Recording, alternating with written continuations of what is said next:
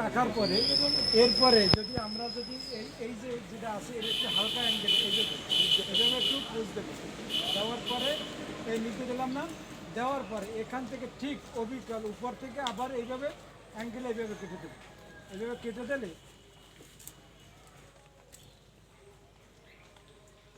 এই দেখেন এই কেটে দিলাম, দেওয়ার পরে এখন এই ডালটা কাটলাম, এইটা কাটার পরে এখন এই জায়গায় কিন্তু এদিকে থেকে নিচ থেকে উপর থেকে নিচে আর উপর থেকে আবার নিচে যখন অ্যাঙ্গেল হইলো তখন এই পানিটা বা শিশিরের পানি বৃষ্টির পানি কোনোটাই ওই জায়গায় জমবে না এবং এই জায়গাটা পছন্দ হবে না।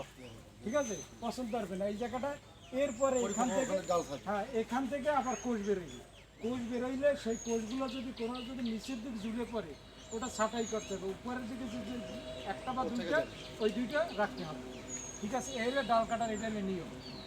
ঠিক আছে, এই এবং বড় গাছগুলির বেলা যখন যখন হবে বড় গাছ, এই যে বড় যেগুলো আছে এগুলোর অবিকল ঠিক ওই তদ্রুপে একই সিস্টেম।